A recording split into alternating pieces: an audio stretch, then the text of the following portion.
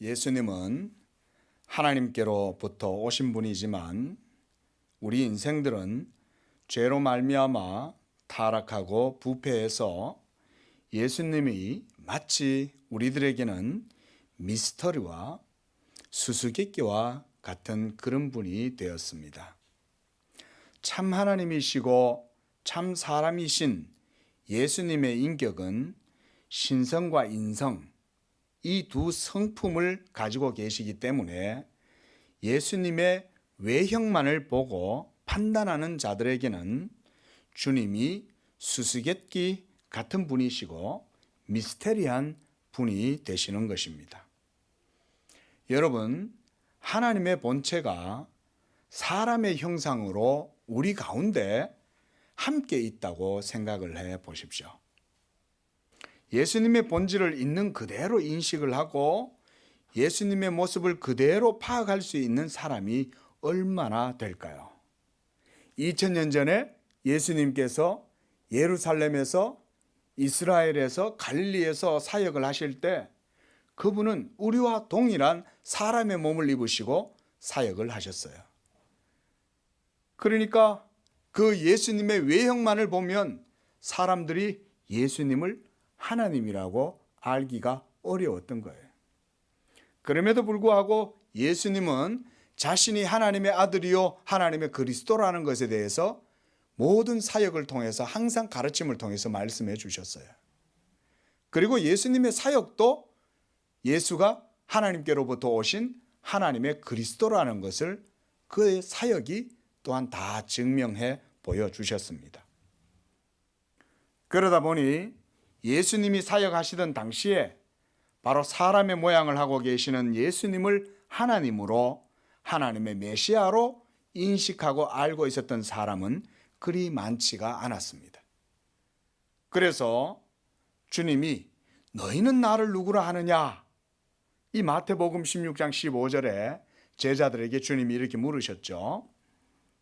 그래서 어떤 사람은 예수님을 엘리야라고 말하더이다. 또 어떤 사람은 예수님을 예레미야라고 하더이다. 어떤 사람은 예수님을 죽은 세례 요한이 다시금 살아난 것이다 라고 말하더이다.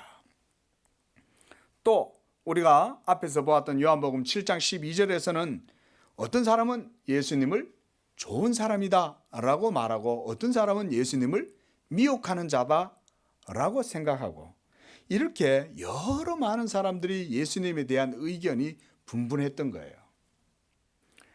오늘날도 사람들 중에서는 예수님을 민중의 지도자다 또는 성각자다, 해방자다 이렇게 이해를 해서 사회개혁과 그리고 인권운동의 모델로 생각을 하기도 합니다.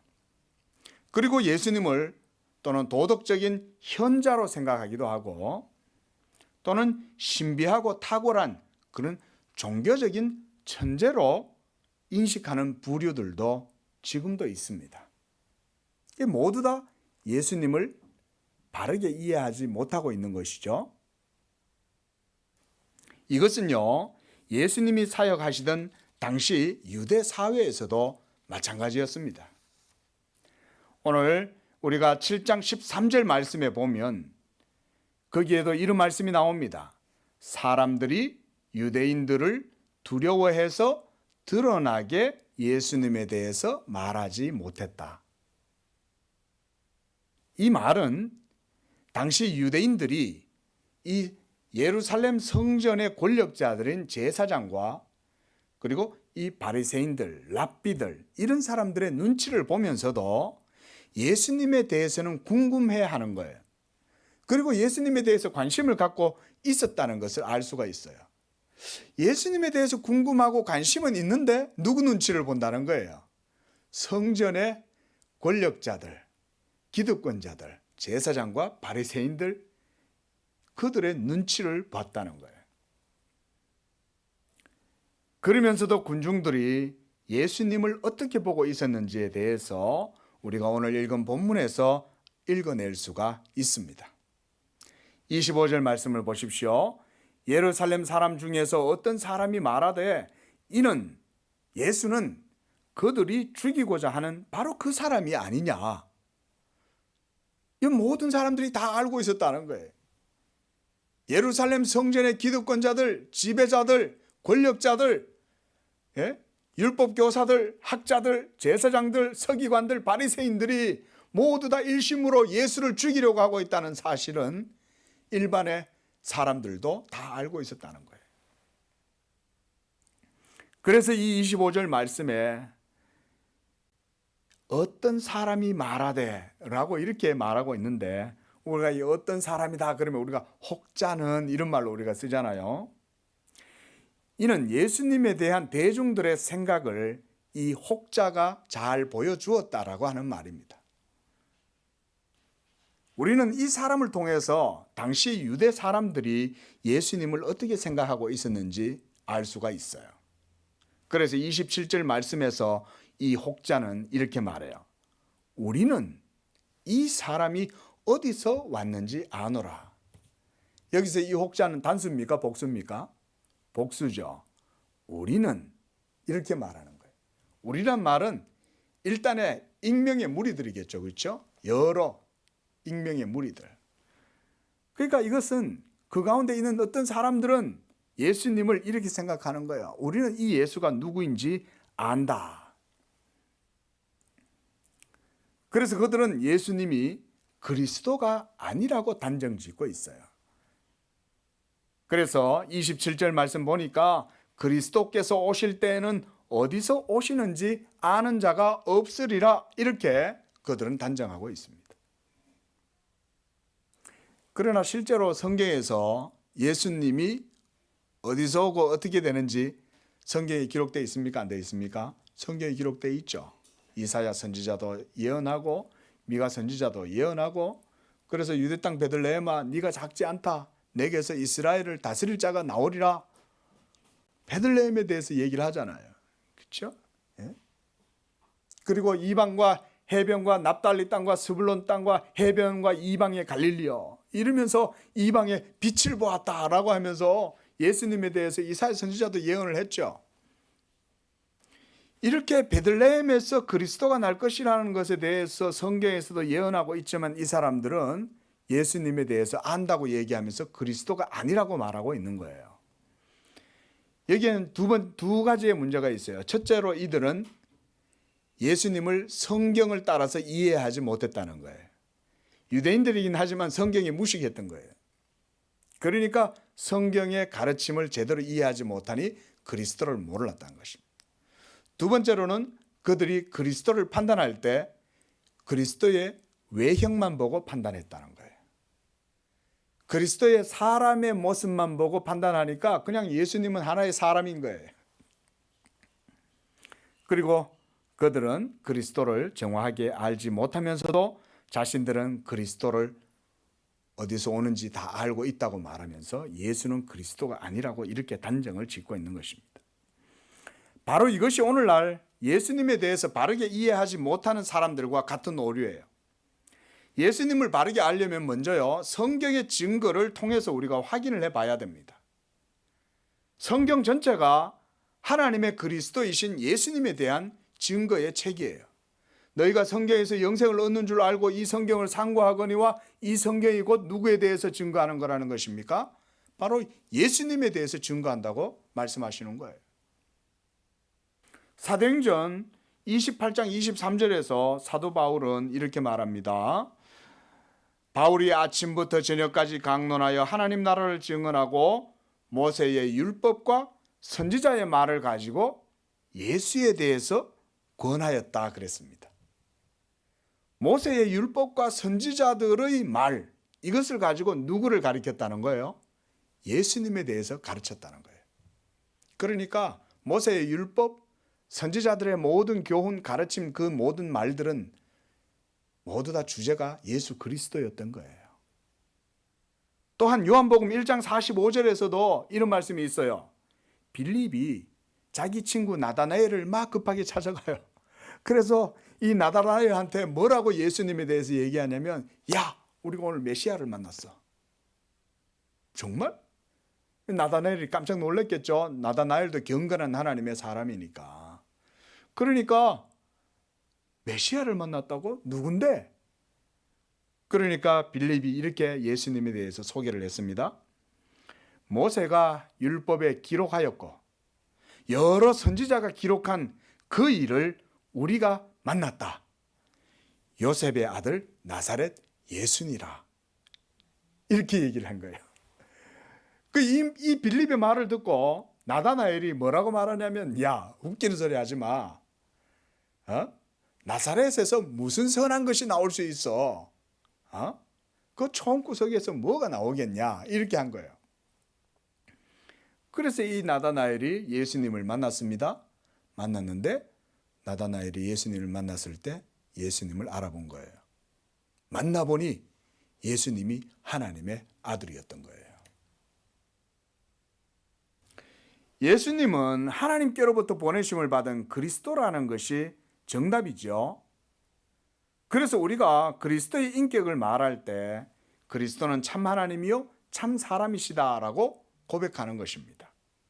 그리스도를 아는 자들은 그래서 사실은 가장 복된 자들이라고 할 수가 있어요.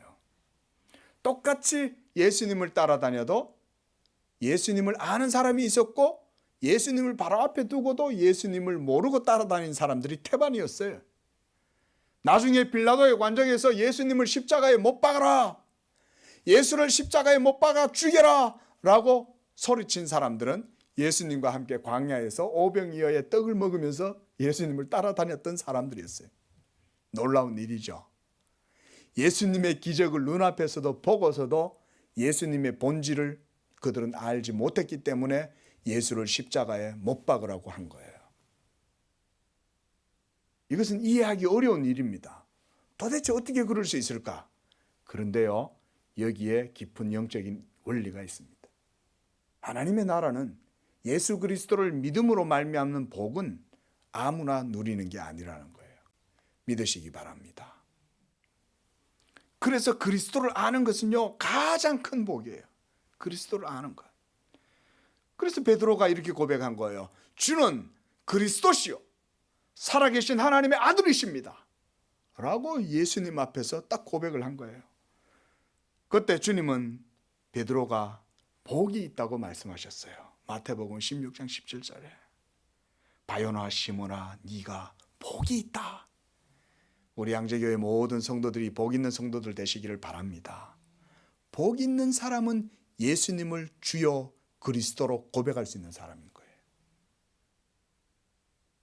그리고 이것을 너에게 알게 한 이는 혈육이 아니요, 혈육이 아니라는 거예요. 사람이 알게 해준 게 아니라는 거예요.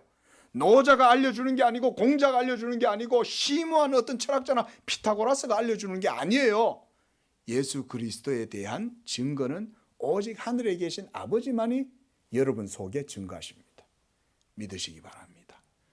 그리고 내 안에 있는 이 증거를 공식적으로 확인할 수 있는 방법은 성경을 통해서 확인하는 거예요.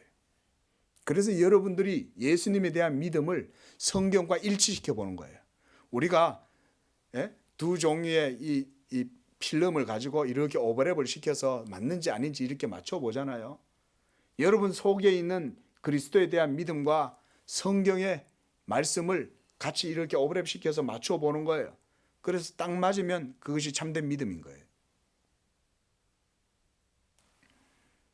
여러분, 예수님이 누구인지를 아는 것이 우리 인생들에게 가장 복된 일입니다.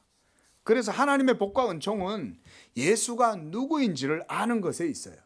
오늘 본문 말씀에 보면 이스라엘 사람들 가운데, 유대인들 가운데, 예루살렘에 있는 사람들 중에 예수님을 제대로 아는 사람을 찾아보기가 어려워요. 우리는 그가 어디서 왔는지 아노라. 우리는 그가 나사렛 목수 요셉의 아들, 마리아의 아들, 그저 사람 예수지 그는 그리스도는 아니야 라고 생각했던 거예요. 그리고 또 일단의 무리들은 예수님을 많이 믿었다고 그랬어요. 그런데 그 믿음도 문제가 있어요. 오늘 본문 말씀을 보십시오.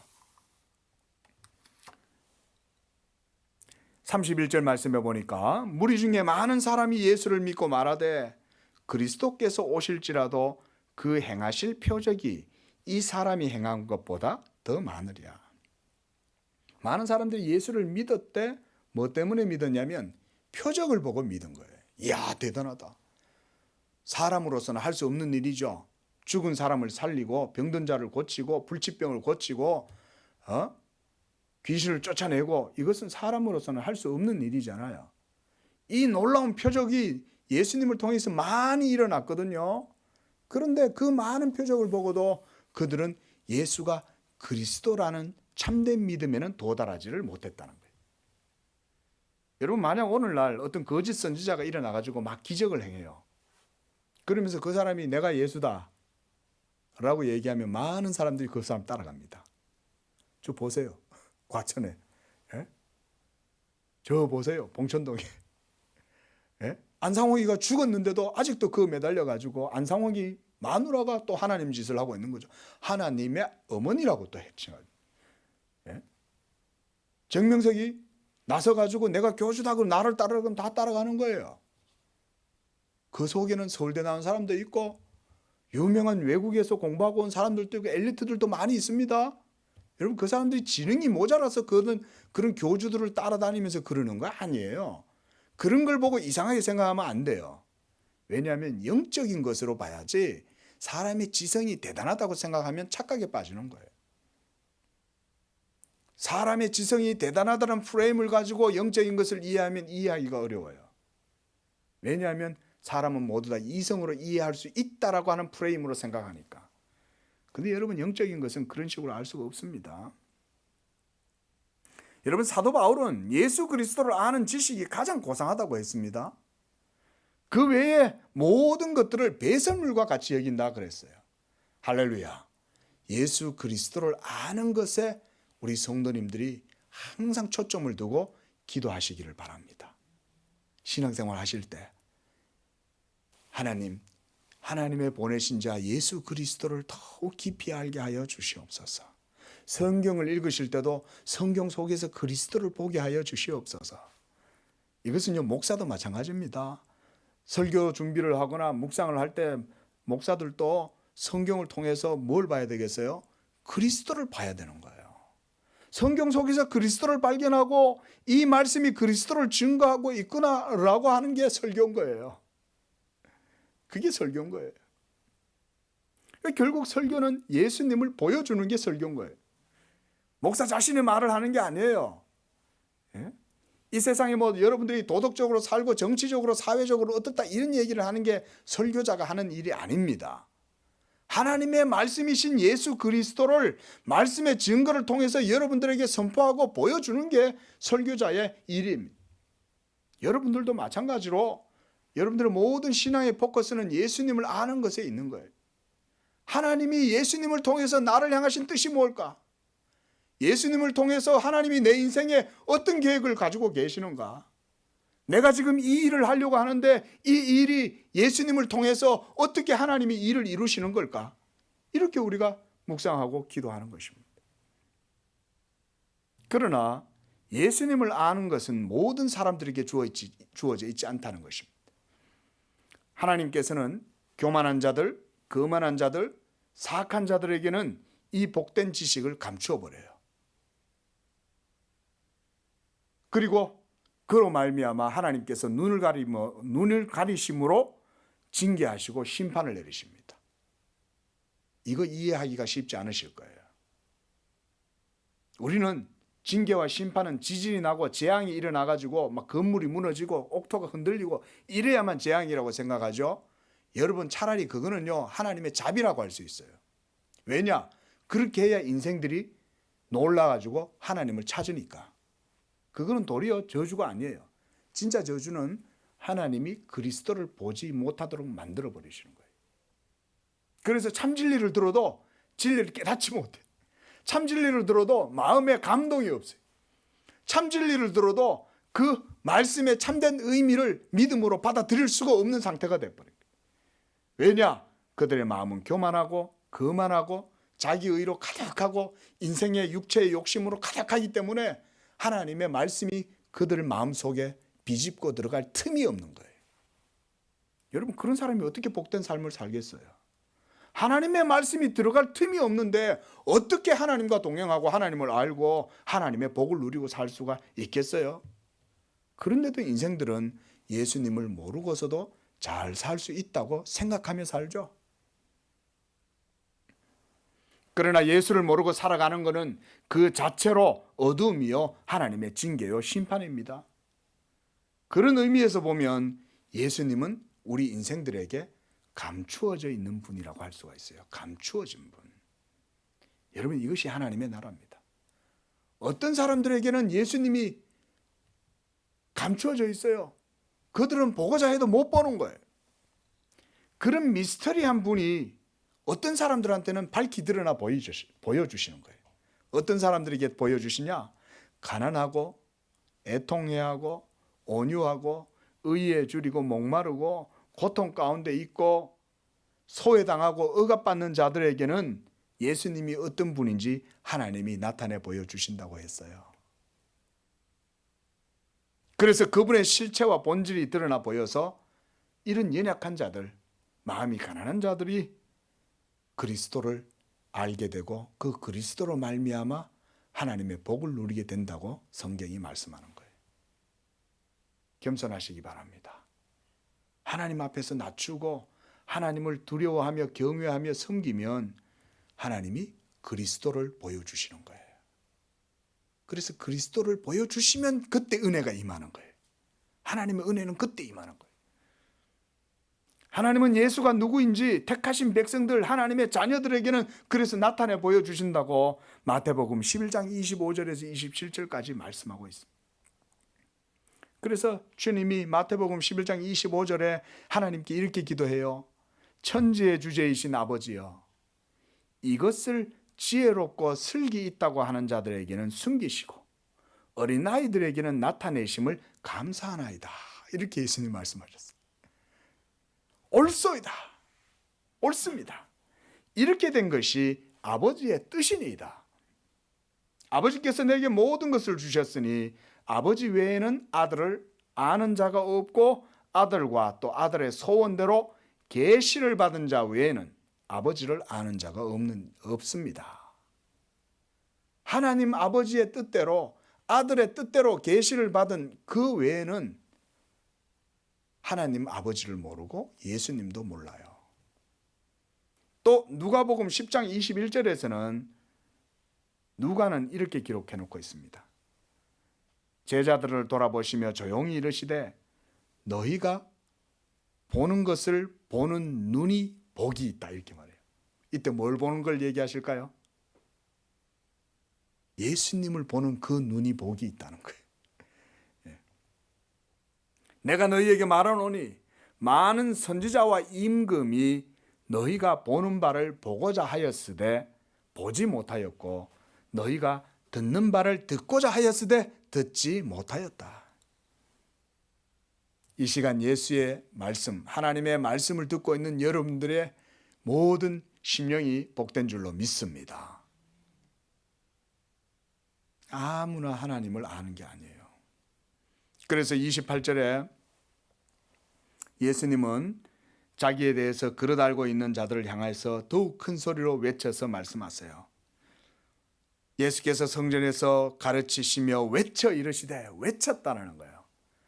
크게 외쳤다는 거예요. 왜 외치셨을까요? 제발 좀 들으라, 이 말인 거예요. 조용히 얘기하면 우리가 예수님이 조용히 말해서 잘 못 들었습니다, 그렇게 핑계할 거 아니에요. 나중에 하나님이 유대인들을 심판하실 때 예수님을 배척한 사람들한테 그럴 거 아니에요. 우리 복음을 잘 못 들었는데요. 우리 양재교회도 마찬가지인 거예요. 이 지역에 이제 이 코로나가 끝나면 열심히 이제 전도할 거예요. 우리가 외쳐야 되는 거예요. 안 외치면 나중에 이 근동에 있는 사람들이 우리가 양재교회가 외치는 걸 못 들었습니다, 그럴 거 아니에요. 그 예수님이 외쳐 말씀하셨다는 거예요. 너희가 나를 알고 내가 어디서 온 것도 알거니와 내가 스스로 온 것이 아니라 나를 보내신 이가 참되시니 너희는 그를 알지 못하나 나는 아노니 이는 내가 그에게서 났고 그가 나를 보내셨기 때문이다 라고 예수님이 말씀해요. 이것은 예수님이 그리스도가 아니요, 그리고 우리는 그가 어디서 왔다고 안다고 말하는 자들에 대한 예수님의 반박문이죠. 그러니까 예수님이 크게 말씀하시는 거예요. 외쳤어요. 너희가 나를 안다고? 너희가 진정으로 안다고 말할 수 있는 게 아니야. 나를 보내신 분만이 나에 대해서 알고 그에게서 보냄을 받은 자만이 하나님을 알아. 나는 그를 알고 그도 나를 알아. 예? 너희가 나를 안다는 그것은 내 껍데기만 보고 내 외적인 육신적인 모습만 보고 너희가 안다고 하지만 나의 기원과 본질은 하늘에서부터 온 것이야. 이렇게 말씀하는 거예요. 여러분, 주님을 낳은 어머니 마리아는 예수님이 어디서 왔는지 알겠죠? 그렇죠? 왜입니까? 마리아는 남자를 가까이 하지 않았음에도 성령으로 잉태되고 하나님의 아들을 출산했기 때문에 마리아는 예수가 어디서 왔는지 알아요. 자, 그런데 여기서 한 가지 중요한 문제가 있어요. 만약에 마리아가 모르고 예수님을 낳았다면 어떤 일이 벌어질까요? 그냥 어느 날 그냥 무의식 중에 자다가 일어났는데 그냥 살다 보니까 어느 날 배가 불러오는 거야. 좀 여러분 죄송합니다만 예를 들어서 그런 거예요. 아니 내가 뭐지 이게 왜 배가 부르지? 복수가 찼나? 알고 봤더니 애가 생긴 거예요. 그런데 이 아이는 내가 분명히 남자하고 가까이 안 한 거예요. 처녀성이 있는 거예요. 근데 이 아이가 생겼다. 여러분 마리아가 그 자기 속에 생겨난 아이를 하나님의 아들이라고 알 수 있는 방법은요. 남자를 가까이 아니해서 생겼기 때문에 하나님의 아들이라고 아는 게 아닙니다. 성령이 마리아에게 말씀하시고 그 아이가 하나님의 아들이라는 것을 깨닫게 해주셨기 때문에 뱃속에 있는 아이를 하나님의 아들로 인식을 하는 거예요. 기적을 본다고 예수님에 대해서 아는 게 아닙니다. 그래서 우리가 예수님의 잉태 시기에 그의 사촌 엘리자베스하고 만나가지고 막 이 요한의 엄마, 세례 요한의 엄마 이 엘리사벳과 만나가지고 막 이 서로 하나님을 찬양하는 내용을 보면은 성령이 충만한 가운데 이 그리스도에 대해서 막 노래를 하는 거예요. 뱃속에 있는 아기에 대한 성령의 내적인 증거 때문에 엘리사벳은 이 마리아를 복되다고 말해요. 예? 만세에 너를 복되다 하리로다. 왜? 하나님의 아들을 네가 잉태했기 때문에 그렇다. 그래서요, 여러분 성령의 내적인 증거가 아니라면 누구도 그리스도에 대해서 밝게 알 수가 없습니다. 그래서 사람들이 알고 있다고 생각하는 예수님은 그냥 나사렛 목수 예수 그뿐인 거예요. 그러나 그리스도의 자기 증거는 자기 스스로 증명하지 않고 하나님 아버지께서 증거하신다고 말씀합니다. 자, 요한복음 5장 30절에서 47절 말씀에 예수님은 바로 이런 말씀들을 많이 해주고 있어요. 거기서 주님은 자신에 대한 증거를 우리가 어떻게 얻을 수 있는지에 대해서 말씀해 줍니다. 먼저 예수님을 보내신 하나님 아버지의 증거예요. 그 다음에 세례 요한이 증거했습니다. 그래서 세례 요한이 예수님 앞서서 모든 예수님에 대한 증거를 했어요. 보라, 이는 하나님의 아들이다. 그는 하나님의 어린 양, 하나님의 아들이다 라고 이렇게 증거한 거죠. 그 다음에 모세의 율법과 선지자들의 증거입니다. 성경의 증거. 또한 마지막으로 한 가지, 예수님의 사역이 예수님을 증거합니다. 오늘 우리가 이 36절 말씀을 보십시오. 36절 말씀에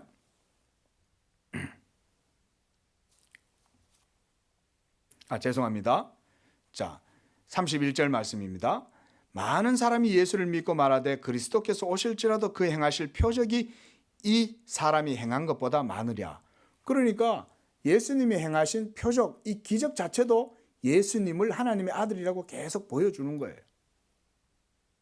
그리고 아까 말씀드렸던 요한복음 5장 이 36절 말씀에도 내가 하는 그 일이 나를 위하여 아버지께서 증거하시는 것이다. 이렇게 말씀해요. 우리가 한번 성경 한번 찾아보겠습니다. 요한복음 바로 앞에 있죠. 5장 36절 말씀 보십시오.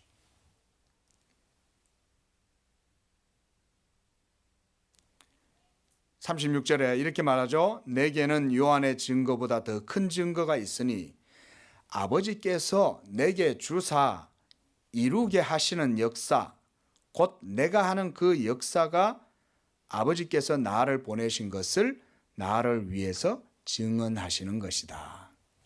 그 하나님이 예수님하고 함께 하는 거예요. 그래서 이가 그다. 이 사람이 바로 내가 보낸 자다. 하나님의 아들이다. 라는 것을 하나님이 증거하신다는 거예요. 뭘로? 예수님의 사역으로. 예수님이 말씀을 전하고 또한 예수님이 많은 병자들과 많은 기적들을 행하시고 이렇게 함을 통해서 예수가 하나님의 보내신 자인 것을 하나님이 증언하시는 거예요. 그러함에도 불구하고 여러분, 참된 믿음의 증거는 사람이 외적인 모습을 보고 얻지 못합니다. 성령께서 믿는 자 속에서 증거하실 때라야 그리스도가 어디서 왔는지 참되게 알게 되는 거예요.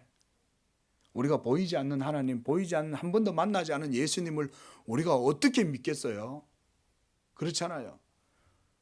논리적으로 설명할 수 있는 사람이 있습니까? 아무도 없습니다. 오직 하나님의 말씀인 성경을 통해서만 예수가 하나님의 아들이라는 것을 알게 되는 거예요.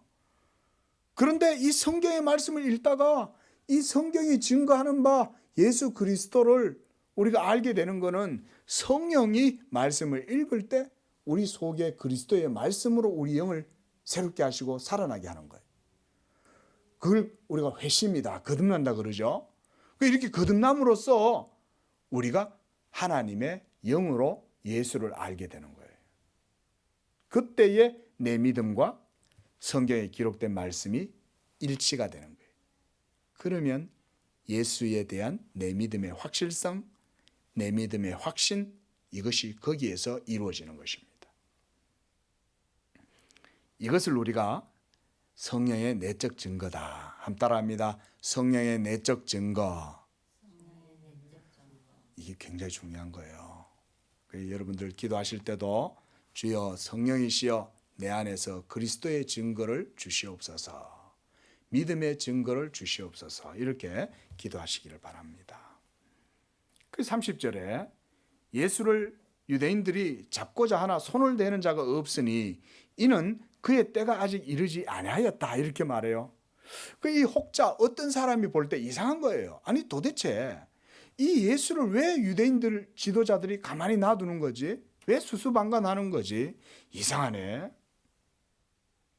분명히 유대인들이 예수님을 미워하고 잡아 죽이려 하고 했는데도 왜 예수님에 대해서 아무도 손을 대지 못하고 저지를 못하고 가만히 내버려 두는가?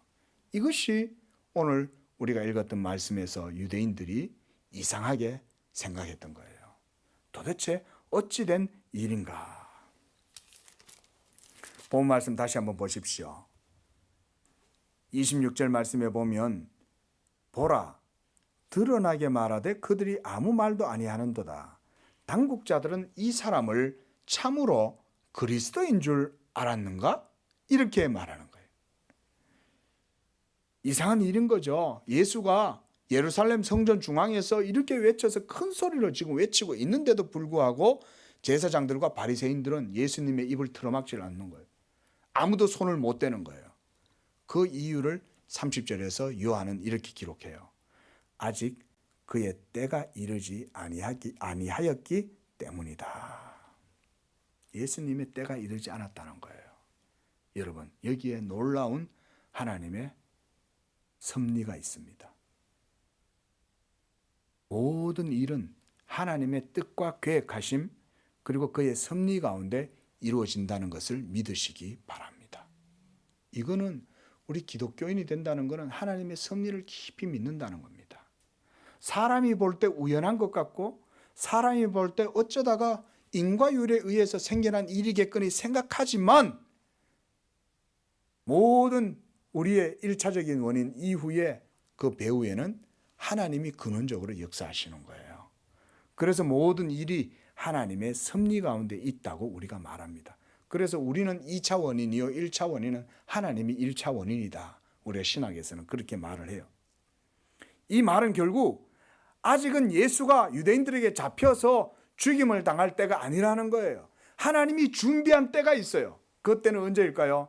예수가 6월절 날 십자가에 못 박혀서 하나님의 어린 양이 되어 죽임을 당하는 그날인 거예요. 그 날을 위해서 하나님이 예수님이 막 활보하면서 공개적으로 드러내서 말을 하고 다녀도 드러내어 말하고 외쳐도 예수님을 잡지 않는 거예요. 놀라운 일이죠. 왜 당국자들이 예수님을 체포하지 않았는가? 바로 이것이 이유입니다. 여러분, 하나님께서 마음 먹으시면 하나님의 뜻대로 모든 일들이 이루어지는 줄로 믿으시기 바랍니다. 이걸 믿으셔야 됩니다. 이게 팩트예요. 그러나 대부분 사람들은 하나님을 생각하지 않고 내가 이렇게 해서 우리의 환경과 우리의 조건과 이런 인과율에 의해서 모든 것들이 이루어진다고 생각하죠? 아니에요. 인생을 깊이 살아보고 통찰해보면 인생은 그런 것이 아니죠. 하나님이 모든 일들을 다 만사를 주관하시는 것이죠. 그 아래에서 우리는 하나님의 계명과 법을 따라서 순리대로 삶으로 하나님의 복을 누리고 사는 것이 인생이지, 우리가 주도적으로 뭘 한다고 해서 되는 것이 아니에요. 그래서 사람이 마음으로 계획할지라도 그 길을 인도하시는 분은 여호와요, 그 일을 이루시는 분은 여호와라고 말씀하셨어요. 사람이 마음으로 계획한다고 해서 그 일들이 모두 다 이루어지는 것은 아닌 것입니다. 하나님이 하셔야 되는 거예요. 누구보다도 주님은 하나님의 뜻과 계획, 하나님의 섭리에 적극적으로 순종하셔서 하늘로부터 이 땅으로 보내심을 받은 거예요. 그래서 예수님이 행하시는 모든 일들은 다 자기를 보내신 하나님 아버지의 뜻이었던 것입니다. 그 뜻은 여러분들을 죄에서 구원하고 복주고 의롭게 하는 것인 줄로 믿습니다.